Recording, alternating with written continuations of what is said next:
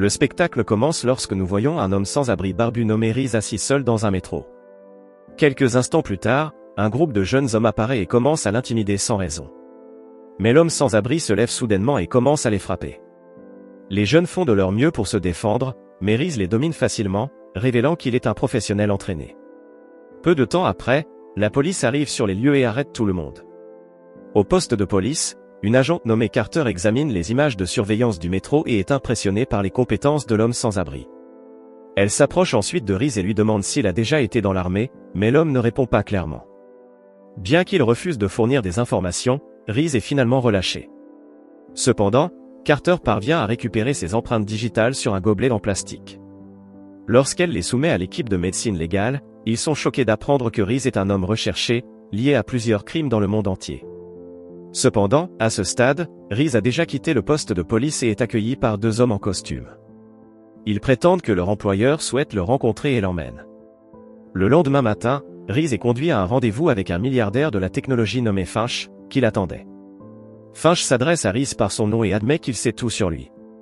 Reese doute de ses affirmations, alors Finch explique qu'il sait tout sur son passé à la CIA et sur le fait que le gouvernement croit qu'il est mort.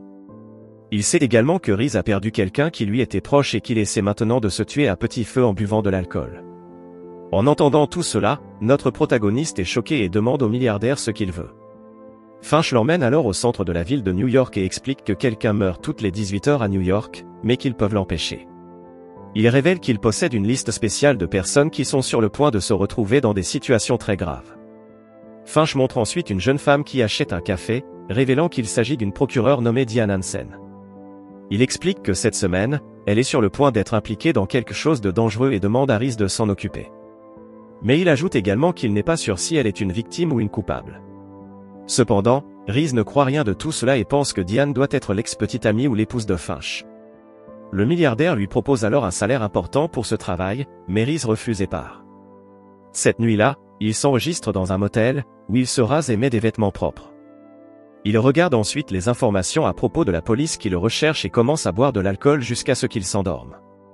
Le lendemain matin, Reese se réveille dans une chambre d'hôtel plus luxueuse, les mains attachées au lit. Il entend soudainement une femme crier, alors il brise ses liens et se précipite vers le bruit. Cependant, il est choqué de découvrir qu'il s'agit simplement d'un enregistrement et voit Finch devant lui. Le milliardaire révèle que le cri qu'il a entendu venait d'une femme qui est morte dans cette même chambre 3 ans auparavant. Il dit à Reese qu'il est trop tard pour sauver cette femme, mais qu'il peut encore sauver Diane, qui est toujours en vie. Finch promet alors qu'il ne lui mentira jamais, contrairement au gouvernement, et demande sa confiance. Finalement, Reese est convaincu par les paroles de l'homme et accepte de travailler pour lui. Cela rend Finch très satisfait, alors il emmène Reese à son bureau secret. Là, il possède une liste de numéros de sécurité sociale, chacun étant lié à un crime violent. Reese veut savoir d'où viennent ces numéros, mais le milliardaire refuse de le révéler. Quoi qu'il en soit, les deux commencent à planifier comment ils surveilleront Diane et apprendront davantage sur la situation. Plus tard, Reese s'introduit chez elle en son absence et place des micros dans sa maison et sur tous ses appareils. Le duo soupçonne qu'elle est une victime dans cette affaire, étant donné qu'elle est une procureure très réussie avec de nombreux ennemis. Après une enquête approfondie, Reese réduit la liste des suspects susceptibles de cibler Diane à 2 hommes. L'un est son co-conseiller et ex-amant, Wheeler, et l'autre est Lawrence Pop, qu'elle poursuit actuellement en justice. Il s'avère que Pop est accusé d'avoir tiré sur ses amis trafiquants de drogue et d'avoir volé leur argent. Un soir, Diane rend visite à Pop seul dans sa cellule, et Reese écoute leur conversation. Il s'avère qu'elle commence à douter de l'affaire et pense que Pop est innocent. Diane lui demande s'il protège son jeune frère, Michael, qui aurait vu les vrais meurtriers. Cependant, Pop admet qu'il a tué ces personnes et est prêt à purger sa peine. Lorsque Diane continue de l'interroger, il devient furieux et commence à l'étrangler, obligeant le garde à intervenir. Après cet incident, Diane commence à chercher désespérément Michael pour traduire les vrais coupables en justice. En la surveillant, Reese remarque Wheeler tenter de se rapprocher d'elle et montrer de l'intérêt pour l'affaire Pop. À un moment donné, il le voit même s'introduire dans son bureau et chercher quelque chose sur son ordinateur. Cela pousse Reese et Finch à soupçonner que cet homme est impliqué avec les meurtriers et tente de les protéger. Pendant ce temps, Reese continue de demander à Finch d'où il tire ses informations, et finalement, le milliardaire accepte de les révéler. Il explique qu'après le 11 septembre, le gouvernement a commencé à surveiller les courriels, les appels téléphoniques et d'autres communications pour traquer les terroristes. Par conséquent, Finch, un ingénieur en logiciel, a créé un programme informatique capable d'analyser une énorme quantité de données pour identifier des schémas d'activité susceptibles de prédire une autre attaque. La machine a divisé les crimes en deux catégories, les possibles attaques terroristes et les autres crimes mineurs. Le gouvernement ne se préoccupait pas des meurtres mineurs, alors ils ont été retirés du système. Cependant, Finch peut toujours accéder à cette liste grâce à une porte dérobée dans le système. Après une enquête approfondie sur l'affaire de Diane, Reese découvre que les personnes impliquées dans le meurtre sont en réalité des policiers. Les choses empirent lorsqu'il apprend que Pop a été poignardé à mort dans sa cellule. En conséquence, Reese commence à surveiller ces policiers et les suit partout. Un jour, il entend Diane recevoir un appel d'un policier nommé Stills, qui lui demande de se rencontrer. Reese suppose qu'elle est sur le point d'être tuée, alors il décide d'intervenir pour l'aider. Cependant, lorsqu'il arrive sur les lieux, il est choqué de découvrir que c'est Diane qui complote avec les tueurs. Elle est également responsable de la mort de Pop et réprimande les policiers corrompus pour ne pas avoir trouvé et tué Michael. Diane révèle que Wheeler a commencé à se méfier d'elle et ordonne à Stills de s'en débarrasser ce soir. Ce soir-là, Stills et ses hommes de main arrivent à l'appartement de Wheeler, juste au moment où il s'apprête à partir avec son jeune fils. Les policiers corrompus sont prêts à le tuer, mais heureusement, Reese arrive au bon moment et pointe une arme sur l'un d'eux. Il leur ordonne de se retirer, et tandis que les autres officiers fuient, Stills refuse de partir. Un échange de tirs s'ensuit entre les deux hommes, mais Reese finit par prendre le dessus et par tuer Stills. Le lendemain, nous voyons Diane au tribunal avec Wheeler et le reste des bons enquêteurs. Elle présente ce qu'elle considère comme une preuve importante sur une cassette audio. Cependant, Reese a échangé les cassettes, et tout le tribunal entend Diane admettre son rôle dans la mort de Pop et ordonner à ses hommes de tuer Wheeler. Tout le monde dans le tribunal est choqué, et Diane réalise qu'elle est piégée et qu'il n'y a aucune issue. D'autre part, Reese est contactée par Finch, qui souhaite lui parler de leur prochaine mission. Les deux hommes se rendent dans un cimetière, où Finch montre à Reese la tombe d'une fille de 15 ans nommée Teresa Whitaker. Il révèle que la jeune fille et sa famille sont partis en voyage de chasse il y a 2 ans. Pendant ce voyage, son père, Grant, aurait tué sa mère et son frère avant de se suicider, apparemment à cause de problèmes financiers. Cependant, la chose étrange est que la police n'a jamais trouvé le corps de Teresa, et son cercueil est également vide. Finch révèle alors que sa machine a détecté le numéro de sécurité sociale de la jeune fille, indiquant qu'elle est toujours vivante et en danger. En entendant cela, Reese commence immédiatement à enquêter sur la jeune fille. De son côté, Finch va rencontrer Elizabeth, qui est la femme de l'oncle de Teresa. Il se présente comme un agent d'assurance, et Elizabeth révèle qu'elle a divorcé de son mari, Derek. Elle parle de la manière dont il n'a jamais pu se remettre de la mort de son frère, et comment sa personnalité a radicalement changé après cela.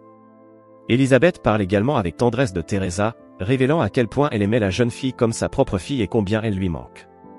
Pendant ce temps, Reese s'approche d'un jeune garçon qui était autrefois un ami proche de Teresa. Il lui pose des questions sur elle, mais le garçon, furieux, lui demande s'il s'agit d'une blague, car Teresa est morte depuis 2 ans. Cependant, avant que le garçon ne parte, Reese prend secrètement son téléphone et le connecte à son propre appareil. Quelques instants plus tard, il remarque que le garçon envoie un message à Teresa, lui demandant de fuir. Reese regarde autour de lui et aperçoit la jeune fille à proximité. Il la poursuit et l'attrape, mais elle se débat violemment et lui entaille la main avec un couteau avant de s'enfuir. Plus tard, Reese rencontre Finch et lui donne une mise à jour sur l'affaire. Le duo découvre également que Grant ne s'est pas suicidé mais a été assassiné par un tueur à gages nommé Sonic. Avec ces informations, Reese rend visite à Sonic, qui est actuellement en prison pour une autre affaire. Reese lui demande pourquoi il a épargné Teresa, et l'homme révèle qu'il ne tue pas les enfants, peu importe la somme d'argent offerte. Il l'a simplement laissée avec l'avertissement que si elle parlait à qui que ce soit de lui, il reviendrait pour la tuer. Lorsque Reese demande qui l'a engagé, Sonic admet qu'il n'a rencontré le client qu'une seule fois, a été payé en liquide et qu'aucun n'en a été échangé. Dans la soirée, Finch informe Reese qu'après avoir fouillé dans les finances de Grant, il a découvert un nouvel indice. Il s'avère que peu avant sa mort, Grant avait investi dans un terrain avec un homme nommé Calhoun, propriétaire d'une entreprise immobilière appelée Landal. Il soupçonne que Calhoun a un lien avec cette affaire et décide de le surveiller de près. Le lendemain, Reese réussit à retrouver Teresa dans une laverie automatique. Cependant, alors qu'il essaie de lui parler, un tueur à gages surgit et tente de la tuer. Reese combat facilement le tueur, le blesse, puis s'échappe avec Teresa. Il l'emmène ensuite dans une chambre d'hôtel et lui assure qu'elle sera en sécurité ici. La jeune fille est d'abord réticente à faire confiance à cet homme étrange, mais comme il vient de lui sauver la vie, elle décide de rester. Reese lui demande alors si elle sait quelque chose sur les personnes qui ont tué sa famille. Bien que Teresa n'ait pas beaucoup d'informations, elle affirme que tout cela est à cause de son oncle Derek. À ce moment-là, Finch arrive dans la chambre, et Reese laisse la jeune fille sous sa garde pour continuer son enquête. Plus tard, Reese arrive devant le siège de Landale pour surveiller Calhoun, mais il découvre de manière inattendue que Derek est aussi présent. Il le confronte immédiatement et exige de savoir son implication dans la mort de son frère. À sa grande surprise, Derek est terrifié et commence à pleurer comme un enfant. Il révèle ensuite que Grant avait acheté un terrain auparavant dévalorisé à cause d'une marée noire. Il avait collaboré avec Calhoun sur le projet, et lorsque l'affaire a échoué, Calhoun a ordonné le meurtre de Grant et de toute sa famille. Cependant, le terrain a depuis été nettoyé et vaut maintenant 40 à 50 fois plus que sa valeur initiale. Derek admet que Calhoun l'a épargné uniquement pour qu'il signe les actifs, étant le dernier membre vivant de la famille jusqu'à présent. Il s'avère que Teresa est l'héritière légitime de la propriété. C'est pourquoi ils sont déterminés à la tuer, pour s'assurer qu'elle ne puisse pas revendiquer la fortune. De retour à l'hôtel, Finch essaie de convaincre Teresa d'aller vivre chez sa tante Elizabeth. Il lui raconte à quel point Elizabeth était émue en parlant d'elle et combien elle semble l'aimer. La jeune fille réfléchit un moment avant d'appeler sa tante. Cependant, lorsqu'Elizabeth répond au téléphone, Teresa reste silencieuse et finit par raccrocher. Malheureusement pour elle, le tueur à gages qui la poursuivait avait mis sur écoute le téléphone d'Elizabeth et connaît maintenant l'emplacement de Teresa. Ailleurs, Calhoun est dans sa voiture lorsqu'il reçoit un message de son tueur à gages affirmant qu'il a trouvé la jeune fille et est sur le point de la tuer. Mais alors qu'il lit le message, un énorme camion percute sa voiture et la renverse. Il s'agit de Reese, qui sort rapidement Calhoun de l'épave et lui ordonne d'annuler le contrat sur Teresa. Cependant, l'homme d'affaires corrompu l'informe qu'il est déjà trop tard, car le tueur est en route.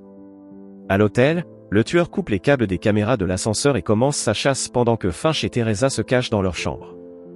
L'homme saisit un tuyau d'incendie et désactive chaque caméra une par une en s'approchant d'eux. Réalisant qu'il manque de temps, les deux fuient dans les couloirs à la recherche d'une issue. Cependant, après une longue et angoissante poursuite, le tueur finit par les coincer dans la cage d'escalier. Finch supplie Teresa de s'enfuir pour se sauver, mais elle refuse de le laisser derrière. Cependant, alors que le tueur s'apprête à tirer, Reese fait irruption sur les lieux et lui tire plusieurs fois dessus, le tuant définitivement. À la suite de cet incident, Calhoun est arrêté, toutes les preuves de ses meurtres et de ses activités criminelles ayant été envoyées à la police par nos héros. Reese contacte ensuite la détective Carter et organise une rencontre. Elle arrive sur place avec son équipe, mais à sa grande surprise, Reese est introuvable. À la place, il a laissé Teresa pour qu'elle soit prise en charge. Plus tard, au poste de police, Carter s'assoit avec la jeune fille et lui demande l'identité des personnes qui l'ont sauvée. Cependant, Teresa affirme qu'elle est encore traumatisée par ce qui s'est passé et ne peut pas se souvenir clairement. L'épisode se termine lorsqu'Elizabeth arrive au poste et partage des retrouvailles émouvantes avec sa nièce.